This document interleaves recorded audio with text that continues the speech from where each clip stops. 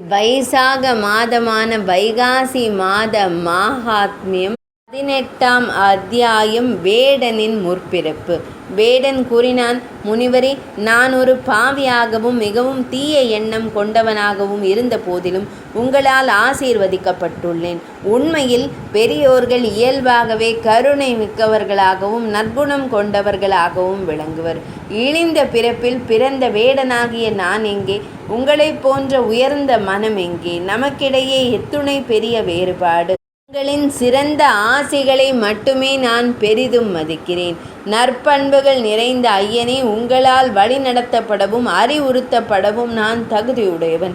பெருமைகளை அருள்பவரே, உங்களின் கருணையை பெறுவதற்கு நான் தகுதியான ஒருவன் ஆவேன்.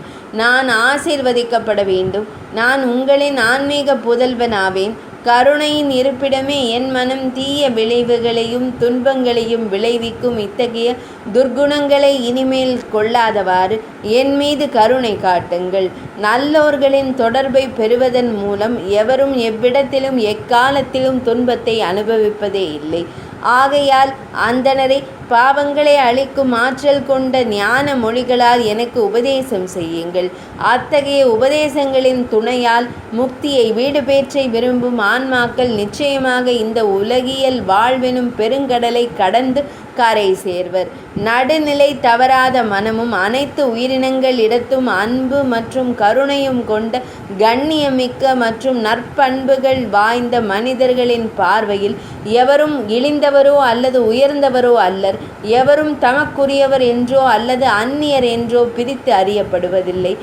எவர் ஒருவர் மன ஒருமைப்பாட்டுடன் சிந்தித்து மன தூய்மையை அடைவதற்கான வழிகளை தேடுகிறாரோ, மேலும் அனைத்து விதமான குறைகளாலும் கலங்கப்பட்டிருந்தாலும் அனைத்து புண்ணிய சடங்குகளையும் செய்ய தவறி இருந்தாலும் கூட எவர் ஒருவர் தன் தவறுகளுக்காக மனம் வருந்துகிறாரோ, அவர் எப்போதெல்லாம் தன் குருமார்களிடம் இது குறித்து வினவுகிறாரோ அப்போதெல்லாம் அந்த குருமார்கள் அவரை உலகியல் பந்தங்களிலிருந்து நிச்சயமாக விடுவிக்கக்கூடிய ஞானத்தை அவருக்கு உடனடியாக அருள்கின்றனர்.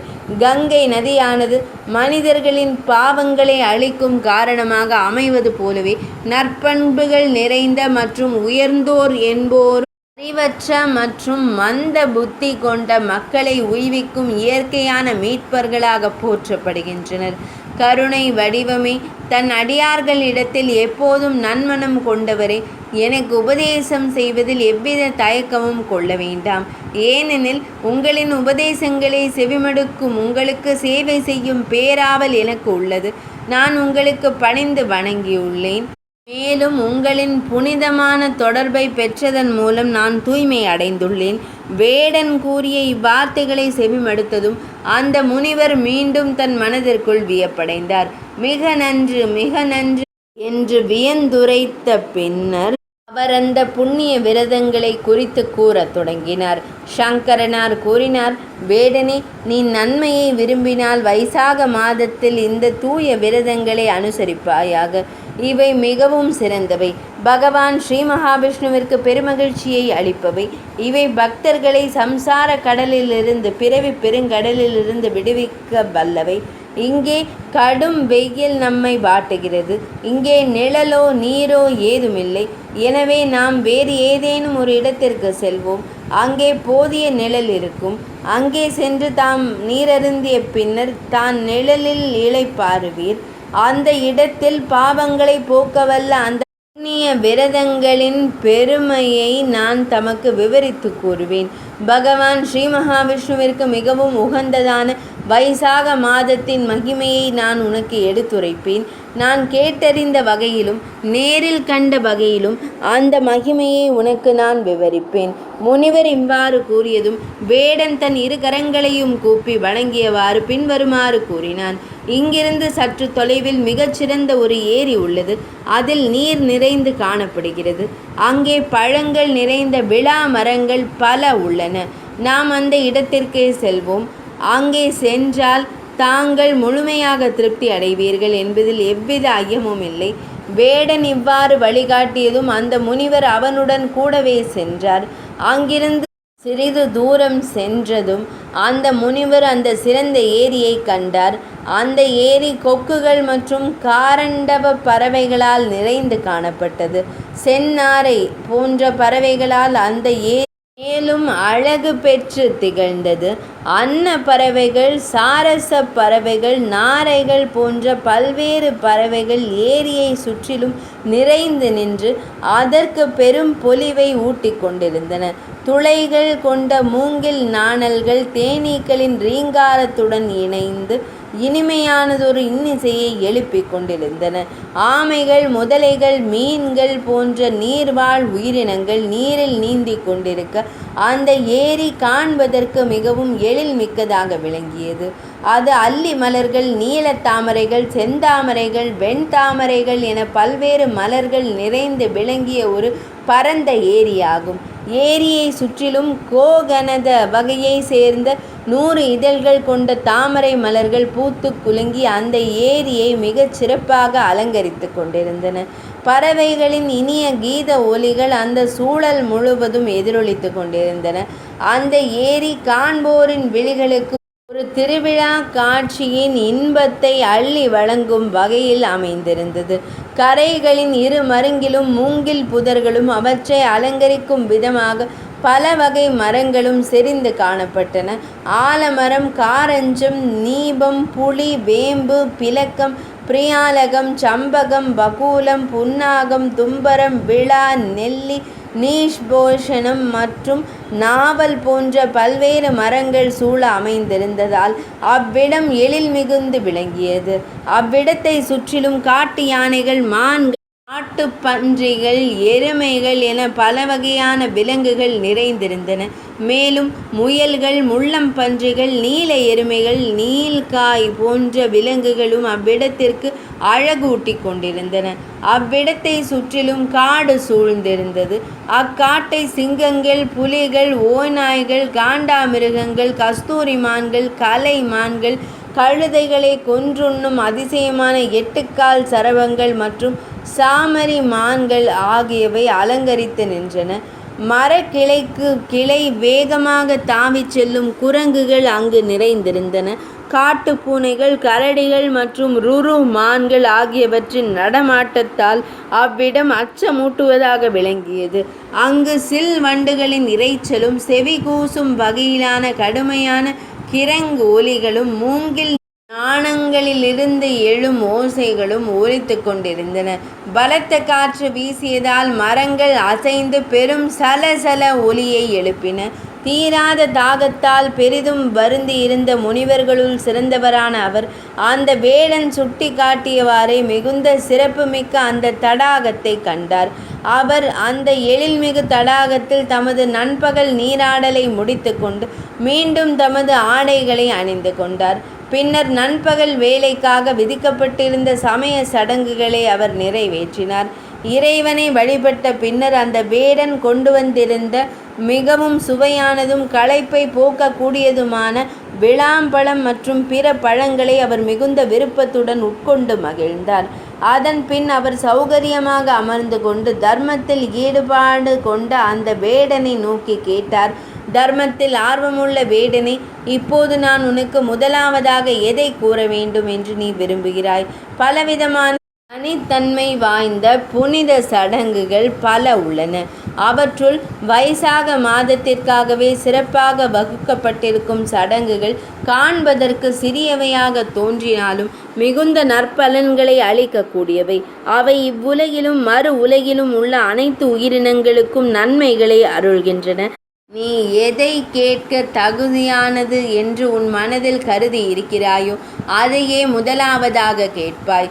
அந்த முனிவர் இவ்வாறு கூறியதும் அந்த வேடன் 2 கரங்களையும் பணிவுடன் கூப்பி வணங்கியவாறு பின்வருமாறு கூறினான்.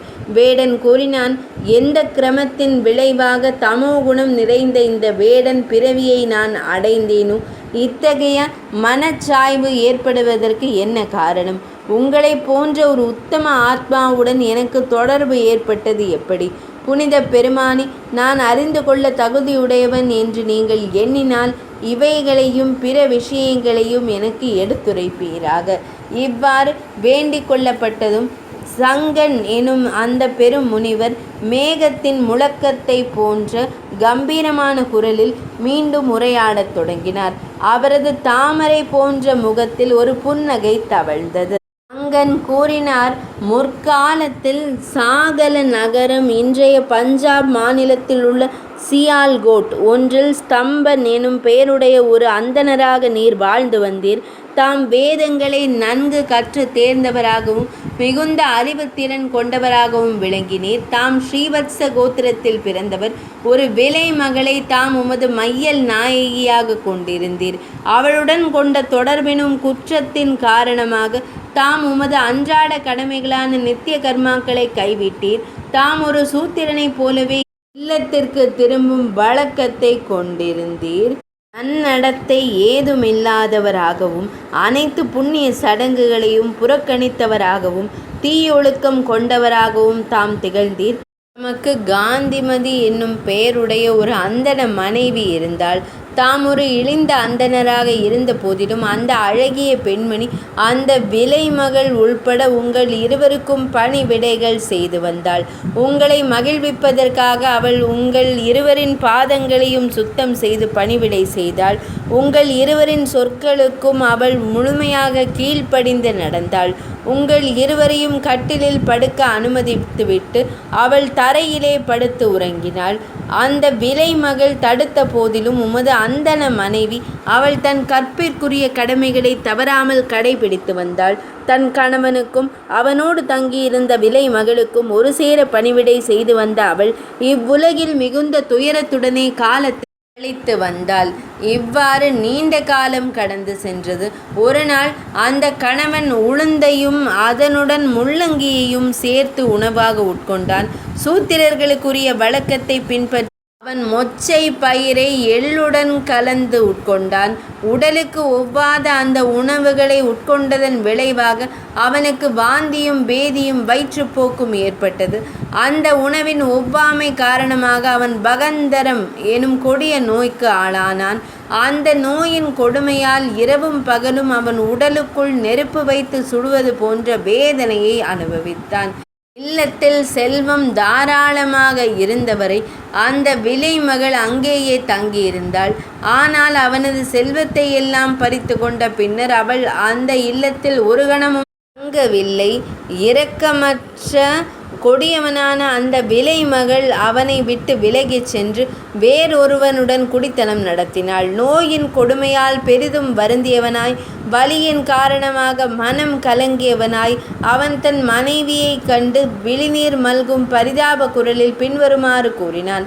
பெண்ணே, ஒரு விலை மகள் மீது கொண்ட பற்றினால் நான் உன்னிடம் இரக்கமற்று நடந்து கொண்ட போதிலும் நீ என்னை காப்பாற்றுவாயாக. புனிதமும் அழகும் வாய்ந்த பெண்ணை, இதுவரை நான் உனக்கு எவ்வித உதவியும் செய்ததில்லை. பெண்ணை, தன்னை வணங்கி பணிவிடை செய்யும் தன் மனைவியை மதிக்காத அந்த இழிந்த பாவி 15 பிறவிகளுக்கு பின்னர் ஒரு ஆணுமற்ற பெண்ணுமற்ற பிறவி, ஆண்மையில்லாத பிறவியாய் பிறப்பான். பெரும் பாக்கியம் பெற்றவளே, இரவும் பகலும் நற்குணமும் நன்னடத்தையும் வாய்ந்த சான்றோர்களால் நான் இகழப்படுகிறேன். உன்னை போன்ற ஒரு கற்புடைய பெண்ணை நான் அவமதித்ததன் விளைவாக இனிவரும் பிறவிகளில் நான் ஒரு பாவ கருவிலேயே பிறக்க நேரிடும். உனக்கு நான் இழைத்த அவமரியாதையினால் எழுந்த மன வேதனையாகிய நெருப்பில் நான் என் உள்ளுக்குள்ளேயே வெந்து கொண்டிருக்கிறேன். தன் கணவன் இவ்வாறு கூறியதும் அவள் தன் இரு கரங்களையும் கூப்பி வணங்கியவாறே பின்வருமாறு பதிலளித்தாள். என் அன்பு நாயகரே, என் காரணமாக நீங்கள் எவ்வித தாழ்வு மனப்பான்மையையோ அல்லது அவமானத்தையோ உணரத் தேவையில்லை. நான் உள்ளுக்குள்ளேயே வெந்து கொண்டிருக்கிறேன் என்று நீங்கள் கூறும் அளவிற்கு உங்கள் மீது எனக்கு எவ்வித கோபமும் இல்லை. முற்பிறவிகளில் நாம் செய்த பாவங்களே இப்பிறவியில் துன்பங்களாக உருவெடுக்கின்றன. அத்துன்பங்களை சகித்து கொள்ளும் கற்புடைய பெண்ணோ அல்லது ஆணோ மிகச் சிறந்தவராவர். நானும் முற்பிறவியில் ஒரு பாவம் செய்த பெண்ணாகவே இருந்திருக்க வேண்டும். முற்பிறவியில் நான் செய்த பாவத்தின் விளைவை இப்பிறவியில் நான் அனுபவிக்க நேர்ந்தால் அதற்காக நான் எவ்வித வருத்தமோ அல்லது துயரமோ அடைவதில்லை. இவ்வாறு கூறியவாறே அவள் தன் கணவனுக்கு அனைத்து உதவிகளையும் செய்தாள். சிறந்த மேனி நிறம் கொண்ட அந்த பெண்மணி தன் தந்தையிடமிருந்தும் பிற உறவினர்களிடமிருந்தும் பணத்தை பெற்று வந்தாள். அவருக்கு உதவ அவள் தன் கணவனை பார்க்கடலில் வீற்றிருக்கும் திருப்பார்கடலில் உள்ள பரம்பொருளான பகவான் ஸ்ரீ மகாவிஷ்ணுவிற்கு இணையானவராகவே கருதினாள். இரவும் பகலும் பாராமல் அவள் தன் கணவனின் சிறுநீர் மற்றும் மலத்தை விடாமல் சுத்தம் செய்து வந்தாள். தன் நகங்களை கொண்டே அவர் உடலில் இருந்த புண்ணில் ஊறிய புழுக்களை மெதுவாக பிடுங்கி அகற்றினாள். இரவிலோ அல்லது பகலிலோ அந்த அழகிய மேனி கொண்ட நாரிக்கு சிறிதும் உறக்கம் வாய்க்கவில்லை. தன் கணவனின் துயரத்தைக் கண்டு வருத்தமும் சோர்வும் அடைந்தவளாய் அவருமாறு கூறினாள். புகழ்மிக்க தேவர்களும் பித்ருக்களும் என் கணவனை காப்பாராக. அவர்கள் என் கணவனின் பாவங்களை போக்கி அவரை நோயிலிருந்து விடுவிப்பாராக. என் கணவனின் உடல் நலத்திற்காக சண்டிகா தேவிக்கு இரத்தம் மற்றும் மாமிசம் கலந்த நன்கு சமைக்கப்பட்ட சிறந்த உணவை எருமை பால் பொருட்களுடன் சேர்த்து படைப்பேன். நற்பண்புகள் நிறைந்த விக்னேச பெருமானுக்கு கணபதிக்கு மோதக பலகாரங்களை செய்து படைப்பேன். சனிக்கிழமைகளில் 10 முறை விரதம் இருப்பேன். இனிப்பு பண்டங்களை உட்கொள்ள மாட்டேன்.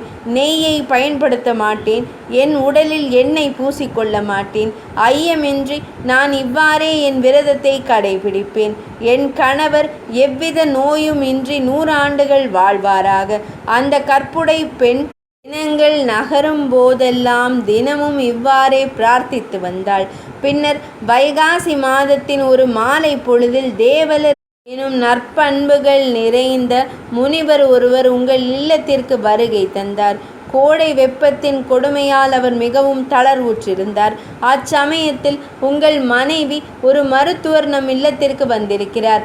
எனவே நம் நோய் நிச்சயம் நீங்கிவிடும். நான் அவருக்கு சிறந்த முறையில் விருந்தோம்பல் செய்வேன் என்று கூறினாள். நீங்கள் நற்செயல்களிலும் ஆன்மீக பணிகளிலும் ஈடுபாடு அற்றவர் என்பதை அறிந்திருந்த அவள் உங்களை ஒரு தந்திரத்தின் மூலம் ஏமாற்றி அந்த முனிவரை ஒரு மருத்துவர் எனும் சாக்கில் இல்லத்திற்குள் அழைத்து வந்தாள். அந்த முனிவரின் பாதங்களை சுத்தம் செய்த அவள் அந்த புனித நீரை உங்கள் தலையின் மீது தெளித்தாள். உங்கள் அனுமதியை பெற்றவளாய் அந்த மாலை பொழுதின் வெப்பத்தால் தளர்வுற்றிருந்த அந்த நன்முனிவருக்கு அவள் ஒரு இனிய பானத்தை அளித்து உபசரித்தாள். அந்த பானம் முனிவரின் உடல் வெப்பம் முழுவதையும் தணித்தது. மறுநாள் காலையில் சூரியன் உதித்ததும் அந்த முனிவர் தன் பயணத்தை தொடர்ந்து அங்கிருந்து விடைபெற்று சென்றார். அதன் பின்னர் சிறிது நேரத்திலேயே உனக்கு சன்னிபாதம், உடலின் அனைத்து தோஷங்களும் ஒருங்கே சீர்குலையும் நிலை எனும் நோய் ஏற்பட்டது. அவள் உனக்கு 3 காரச் சுவை கொண்ட மருந்துகளை இஞ்சி, மிளகு மற்றும் திப்பிலி ஆகியவற்றை ஊட்டிக்கொண்டிருந்த போது நீ அவளது விரலை கடித்து துண்டித்து விட்டாய். உனது மேல் மற்றும் கீழ் பற்கள் இரண்டும் திடீரென ஒன்றுடன் ஒன்று இறுகின. அந்த மென்மையான விரல் உனது வாய்க்குள் சிக்கி கொண்டது. விரலை கடித்து துண்டித்த பின்னர் அந்த அழகிய விலைமகளை சிந்தனையிலேயே ஆழ்ந்தவாறு தாம் அந்த சிறந்த படுக்கையில் உயிர் துறந்தாய். தம் கணவன் இறந்துவிட்டான் என்பதை அறிந்ததும் தமது மனைவியான காந்திமதி தன் கை காப்புகளை விற்று விறகுகளை வாங்கினாள். அந்த கற்புக்கரசி அந்த விறகுகளை கொண்டு ஒரு சிதையை அமைத்து அதன் நடுவே தன் கணவரின் உடலை வைத்தாள். அவள் தன் கரங்களால் அவனை தழுவி கொண்டாள். தன் பாதங்களை அவனது பாதங்களுடன் பின்னி பிணைத்து கொண்டாள். தன் முகத்தை அவனது முகத்தோடு ஒட்டி கொண்டாள். தன் மார்பை அவனது மார்போடு சேர்த்து கொண்டாள்.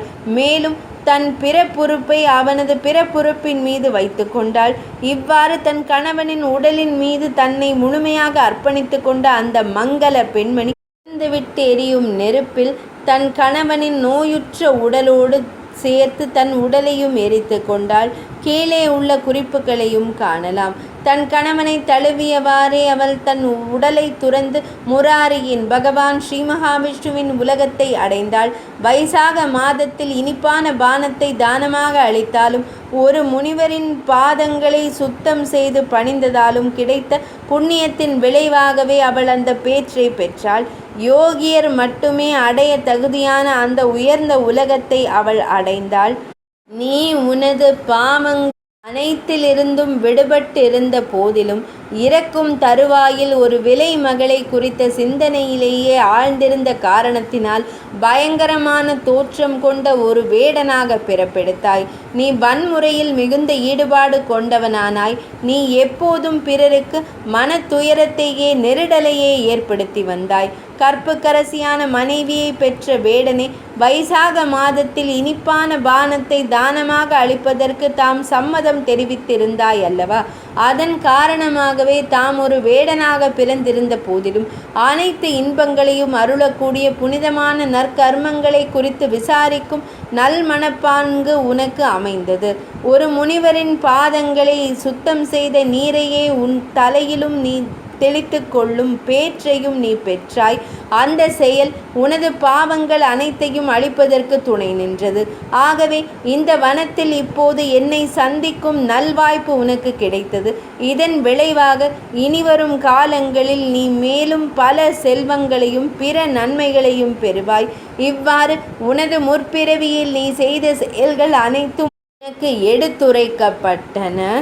உனது புண்ணிய மற்றும் பாவ செயல்கள் அனைத்தும் எனது திவ்ய திருஷ்டியின் தெய்வீக பார்வையின் மூலம் நான் கண்டறிந்தேன். நீ எதை கேட்க விரும்பினாலும் அது எத்துணை இரகசியமான விஷயமாக இருப்பினும் நான் உனக்கு எடுத்துரைப்பேன். பேரறிவு படைத்தவனே, உனது மனம் இப்போது தூய்மை அடைந்துள்ளது. உனக்கு மங்களம் உண்டாகட்டும். சதி குறித்த குறிப்புகள் இங்கு விவரிக்கப்பட்டுள்ளவாறு கணவன் இறந்ததும் அவனது உடலுடன் சேர்ந்து மனைவியும் தன்னை தீயிட்டு மாய்த்து கொள்ளும் செயல் சதி என்று அழைக்கப்படுகிறது. இடைக்காலத்தை சேர்ந்த பல்வேறு கல்வெட்டுகளில் பதிவு செய்யப்பட்டுள்ளபடி உயர் சாதியினரிடையே இது ஒரு மரியாதைக்குரிய சடங்காக கருதப்பட்டது. வியக்கத்தக்க வகையில் இச்சடங்கிற்கு வேதங்களின் அங்கீகாரம் ஏதுமில்லை. ரிக்வேதத்தின் மற்றும் அதர்வண வேதத்தின் ஆகிய 2 மந்திரங்கள் வேத காலத்திற்கு முற்பட்ட ஒரு வழக்கத்தை குறிப்பிடுகின்றன. அதன்படி கணவன் இறந்ததும் மனைவி சடங்கு ரீதியாக அவனது சிதையில் ஈமத்தீயில் அவனது உடலுக்கு அருகில் படுத்துவிட்டு பின்னர் மீண்டும் வாழ்க்கைக்கு திரும்புவாள். சதி குறித்த முதலாவது வரலாற்று குறிப்பாக இது கருதப்படும்.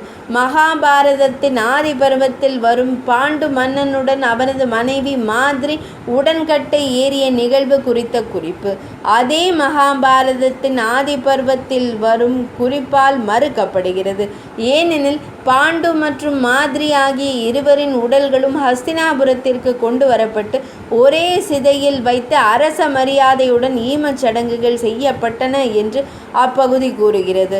மாதிரி எவ்வாறு உயிரிழந்தாள் என்பது எவரும் தங்கள் ஊகத்தின் அடிப்படையில் மட்டுமே கணிக்கக்கூடிய ஒரு விஷயமாகும்.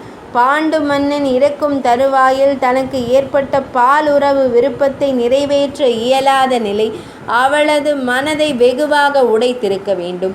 பக்தியுள்ள பெண்ணின் இதயம் பழைய கிருஷ்ண சூத்திரங்களும் மனு மற்றும் யாக்ஞவல்யர் போன்ற பழைய ஸ்மிருதிகளும் சதியை ஆதரிக்கவில்லை. இந்திய நாட்டில் இருண்ட இடைக்காலத்தில் கிருஷ்ண பண்டிதர்கள் இக்காலத்தை சேர்ந்தவர்கள். தர்மசாஸ்திர எழுத்தாளர்கள் என்று சொல்லப்படுபவர்கள் விதவை எரிப்பை ஆதரிப்பதற்காக பழைய நூல்களை கூட திரித்து கூறினர். இவ்வாறு கமலாகர பட்டா தனது நிர்ணய சிந்து நூலில் ஒரு விதவையின் வாழ்நாள் பிரம்மச்சரியத்திற்கு மாற்றாக விதவை எரிப்பை பரிந்துரைக்க கற்பனையான மனுவின் அதிகாரத்தை பின்வருமாறு மேற்கோள் காட்டுகிறார். இதற்கு மாறாக மனுஸ்மிருதியின் புகழ்பெற்ற உரையாசிரியரான மேதாதி கிபி 9ஆம் நூற்றாண்டு மனு 156 விதிக்கு கணவனுக்கு பின்னர் இறப்பது வேதங்களுக்கு எதிரானது என்று தெளிவாக கூறுகிறது. வைசாக மாதம் என்று அழைக்கப்படும் வைகாசி மாத மாகாத்மியத்தின் 18ஆம் அத்தியாயம் இனிதே நிறைவடைந்தது.